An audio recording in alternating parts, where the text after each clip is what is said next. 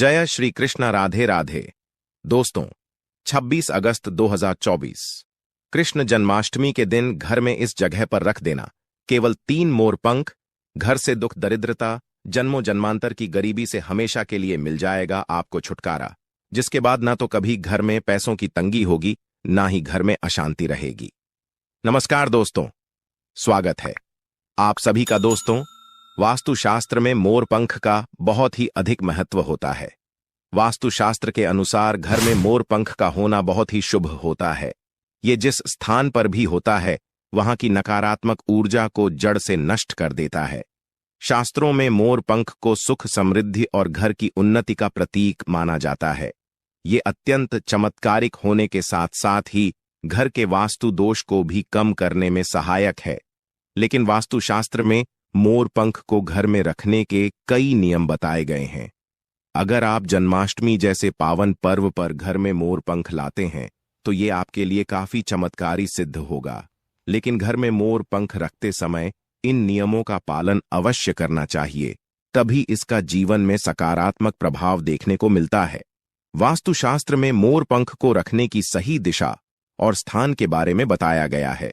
अगर आप अपने घर में मोर पंख को उसके सही और निश्चित स्थान और दिशा में रखते हैं तो ये घर के अंदर की नकारात्मक ऊर्जा को खत्म कर देता है।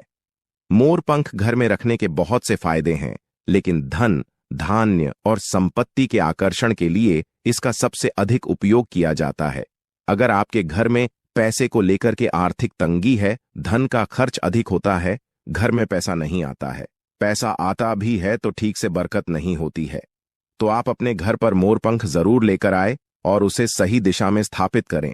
ये निश्चित ही आपके धन में वृद्धि करेगा। वास्तुशास्त्र में घर में कितने मोर पंख रखना चाहिए, इसके रहस्य भी बताया गया है। आइए जान लेते हैं मोर पंख से जुड़े महत्वपूर्ण वास्तु नियम। कमेंट बॉक्स में जय श्री कृष्णा अवश्य लिख दे, साथ ही चैनल को सब्सक्राइब कर लें। दोस्तों, सबसे पहले हम जान लेते हैं मोर पंख से जुड़े धार्मिक महत्व के बारे में। आखिर हमारे सनातन धर्म में मोर पंख को इतना अधिक महत्व क्यों दिया जाता है? दोस्तों, हमारे प्राचीन पुराणों में मोर पंख को एक चमत्कारिक यंत्र माना गया है। इसका प्रयोग कई प्रकार की तांत्रिक क्रियाओं में भी किया जाता रहा है। तंत्र साधनाओं में इसका प्रयोग करके सम्मोहन, शत्रुनाश तथा बुरी शक्तियों को नष्ट किया जाता था। इसके अलावा ज्योतिष विद्या में भी मोर पंख का उपाय किया जाता है। ज्योतिष शास्त्र में मोर पंख से जुड़े कई उपाय भी बताए गए हैं। आयुर्वेद आदि में विवाद, व्याधियों और रोगों को नष्ट करने में भी मोर पंख सहायक होता है। मोर पंख घर से बुरी तरह की नकारात्मक शक्तियों को दूर तो रखता ही है, साथ ही सर्प आदि विषैले जानवर मोर पंख के भय से घर में प्रवेश नहीं करते हैं। इसीलिए वन में निवास करने वाले लोग इसे अपने घर के अंदर भी रखते थे। मोर से जुड़ी पुराणों में कई कथाएं लिखी हुई हैं। पक्षी शास्त्र में मोर से जुड़ी एक कथा का वर्णन मिलता है। प्राचीन समय में संध्या नाम का एक असुर हुआ करता था। वो बहुत ही शक्तिशाली और बड़ा तपस्वी था। गुरु शुक्राचार्य से विद्या प्राप्त करके संध्या नाम का असुर देवताओं को अपना शत्रु मानने लगा था। उसने ब्रह्मदेव और भगवान भोलेनाथ से वरदान प्राप्त करके बहुत अधिक शक्तिशाली बन गया। उसके बाद उसने स्वर्ग पर आक्रमण किया, कई देवताओं को बंदी बना लिया, जिसके कारण उस असुर को पराजित करने के लिए सभी देवताओं ने एक योजना बनाई और उसके लिए उन्होंने मोर की सहायता ली। सभी देवता और नवग्रह मोर के पंखों में विराजित हो गए, जिससे मोर बहुत ही अधिक शक्तिशाली बन गया और विशालकाय रूप धारण करके उस मोर ने असुर संध्या पर आक्रमण कर दिया। इस युद्ध में संध्या असुर का वध हो गया और देवताओं को उनका आधिपत्य फिर से प्राप्त हुआ। सभी देवताओं ने मोर की प्रशंसा की और उसे भी पूजनीय होने का वरदान दे दिया। तभी से मोर को बहुत ही पवित्र पक्षी माना जाता है। जिस स्थान पर भी मोर पंख होता है उस स्थान पर सभी नवग्रह का अशुभ प्रभाव नहीं पड़ता है। दोस्तों, केवल आर्षि मुनि और देवता ही नहीं बल्कि भगवान श्री कृष्ण भी मोर की प्रशंसा करते हैं। भगवान श्री कृष्ण ने मोर की श्रेष्ठता का वर्णन किया है और उन्होंने मोर के पंख को अपने मुकुट में धारण करके मोर के श्रेष्ठ होने का प्रमाण भी दिया है। मोर पंख के बिना भगवान श्री कृष्ण कहीं पर भी नहीं जाते हैं। भगवान श्री कृष्ण कहते हैं, मोर शांति और प्रेम का प्रतीक है। मोर सुख, समृद्धि और उन्नति का प्रतीक है। मोर का पंख मनुष्य की हर प्रकार की नकारात्मक शक्ति से रक्षा करता है। दोस्तों, मोर को विविध देवी देवताओं के प्रतीक के रूप में हमारे धार्मिक ग्रंथों और पुराणों में दिखाया गया है। माता लक्ष्मी देवी, सरस्वती, भगवान श्री गणेश, भगवान कार्तिकेय जी, ऐसे अनेक देवी देवताओं का संबंध मोर से जोड़कर दिखाया जाता है। मां लक्ष्मी धन संपत्ति, ऐश्वर्य प्रदान करने वाली देवी है। मां लक्ष्मी को मोर पंख अत्यंत प्रिय है। मां लक्ष्मी के पास मोर पंख रखने से माता लक्ष्मी प्रसन्न होती है। वही भगवान श्री कृष्ण को मोर अत्यंत प्रिय है। श्री कृष्ण हमेशा मोर मुकुट धारण करके रखते हैं। यदि आप घर में बांसुरी में मोर पंख डालकर अपने घर में रखते हैं तो इससे परिवार में सुख शांति का वातावरण निर्माण होता है। दोस्तों, हमारा घर एक मंदिर की तरह ही होता है। अगर इसमें रहने वाले सदस्य रोज आपस में झगड़ा करने लगे तो ये मंदिर कम, युद्ध का मैदान ज्यादा लगने लगता है। घर में क्लेश और झगड़ा होने के कई कारण हो सकते हैं, लेकिन सबसे बड़ा कारण होता है घर में नकारात्मक ऊर्जा का प्रवेश करना। लेकिन हमारे घर में ये नकारात्मक ऊर्जा आखिर कहां से प्रवेश करती है और इस नकारात्मक ऊर्जा को दूर करने के लिए कौन से उपाय करने चाहिए? वास्तुशास्त्र के अनुसार प्रत्येक घर में नकारात्मक ऊर्जा फैलाने वाली चीज मौजूद होती है। इन वस्तुओं के बिना हमारा घर चल नहीं पाता है।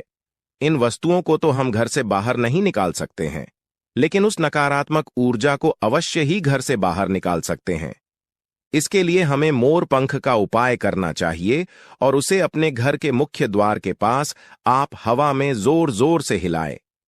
इससे आपके घर के अंदर की नकारात्मक ऊर्जा आपके घर से बाहर चली जाएगी। अगर आप प्रतिदिन रोज सुबह ऐसा करते हैं तो आपके घर के अंदर की संपूर्ण नकारात्मक ऊर्जा धीरे धीरे समाप्त हो जाएगी और इन जगह पर अगर आप मोर पंख रख देते हैं तो आपके घर पर सबसे अधिक सकारात्मक ऊर्जा का वास बना रहेगा। सबसे पहली बात, घर से नकारात्मक ऊर्जा को दूर करने के लिए, अगर घर में नकारात्मक ऊर्जा है और परिवार के सदस्यों की तरक्की में अड़चन निर्माण हो रही है, बार बार बाधा उत्पन्न हो रही है, तो आप अपने मुख्य द्वार के ऊपर गणेश जी की प्रतिमा रखें और प्रतिमा के दोनों ओर मोर पंख अवश्य रखें। इससे आपके घर में किसी भी प्रकार की नकारात्मक ऊर्जा प्रवेश नहीं कर पाएगी। यदि आपका मुख्य द्वार वास्तुशास्त्र के नियमों के विरुद्ध है तो आप मुख्य द्वार पर 3 मोर पंख अवश्य रखें। इससे वास्तु दोष समाप्त हो जाएगा। दूसरी बात, ग्रहण के दुष्प्रभाव से बचने के लिए अगर घर के सदस्यों पर ग्रहण का दुष्प्रभाव है अथवा किसी भी ग्रह की स्थिति खराब चल रही है तो मोर पंख ले और उस पर गंगा जल अथवा शुद्ध जल का छिड़काव करें। फिर इसे ऐसे स्थान पर रख दें जहां पर ये किसी को दिखाई ना दे। इससे जिस ग्रह की पीड़ा चल रही है वो पीड़ा शांत होने में मदद मिलती है।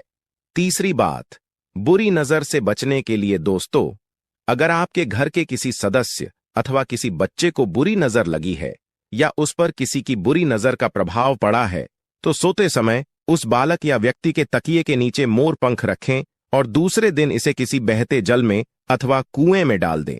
इससे बुरी नजर उतर जाती है।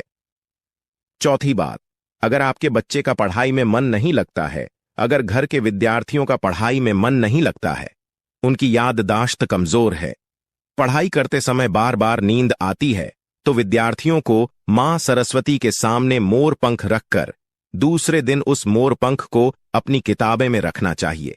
इससे विद्यार्थियों में एकाग्रता बढ़ेगी और मां सरस्वती की कृपा बनी रहेगी। 5वां उपाय, दुष्ट शत्रुओं से छुटकारा पाने के लिए अगर कोई शत्रु जानबूझकर आपको परेशान कर रहा है और बाहर आपको नुकसान पहुंचाने का प्रयास करता है तो आप मंगलवार के दिन हनुमान जी की मस्तक का सिंदूर मोर पंख पर लगाएं और सुबह के समय बिना स्नान किए ही इसे बहते हुए जल में प्रवाह कर दें अथवा कुएं में डाल दें। इससे शत्रुओं से छुटकारा मिलता है। छठी बात, मनवांछित फल प्राप्ति के लिए अगर आपके मन की कोई इच्छा अधूरी है, कई दिनों तक कोशिश करने के बाद भी मनोवांछित फल प्राप्त नहीं हो रहा है, कार्यों में बार बार रुकावट आ रही है, तो आप जन्माष्टमी वाले दिन राधा कृष्ण के मंदिर में जाकर भगवान श्री कृष्ण को मोर पंख चढ़ाए अथवा घर में ही श्री कृष्ण की मूर्ति पर मोर पंख लगाएं और अपनी इच्छा उनके सामने प्रकट करें। 7वीं बात, अगर पति पत्नी के बीच तनाव हो, अगर घर के अंदर क्लेश रहता है, पति पत्नी के बीच बार बार झगड़ा होते रहते हैं, आपसी प्रेम कम होने लगा है, तो उनके बेडरूम में दक्षिण पूर्व दिशा में मोर पंख रख देना चाहिए। इससे दोनों के बीच में प्रेम बढ़ेगा और आपसी मनमुटाव कम होगा। दोस्तों, 8वां उपाय है धन में वृद्धि के लिए। यदि आपके जीवन में धन की कमी है, अचानक धन खर्च हो जाता है, तो घर में तिजोरी अवश्य बनाएं। तिजोरी रखते समय ध्यान रहे, तिजोरी को पश्चिम की दीवार पर सटाकर रखें और उसका मुख पूर्व दिशा की ओर हो। इससे देवराज की कृपा दृष्टि बनी रहेगी। साथ ही मां लक्ष्मी की पूजा में मोर पंख रखकर उसे तिजोरी में रखें। इससे घर में सुख समृद्धि का वास होता है। जिस घर में सुख शांति, वहां माता लक्ष्मी जी अवश्य ही आती है और धन की कमी महसूस नहीं होती है। यदि धन की समस्या आ रही है, तो घर के आग्नेय कोण में अर्थात दक्षिण पूर्व दिशा में अपनी कमर से ऊपर कंधे की ऊंचाई पर 2 मोर पंख शुक्ल पक्ष में लगा दीजिए। जल्दी ही धन प्राप्ति के नए अवसर प्राप्त होने लगेंगे। ये उपाय आप किसी भी शुभ दिन करें, लेकिन जन्माष्टमी का सबसे अच्छा और सुनहरा मौका है। आप मोर का एक पंख लाकर के घर के किसी ऐसे स्थान पर रखें जहां पर आने जान वाले लोगों की नजर सबसे ज्यादा पड़ती है। दरअसल मोर का पंख नकारात्मक ऊर्जा को अवशोषित करता है, इसलिए आपको इसको ऐसे स्थान पर लगाना चाहिए जिस स्थान पर ये सभी को नजर आए। मोर के पंख का ये उपाय न सिर्फ आपको बल्कि आपके घर के सदस्यों के जीवन में भी सुख और समृद्धि जरूर लेकर के आएगा।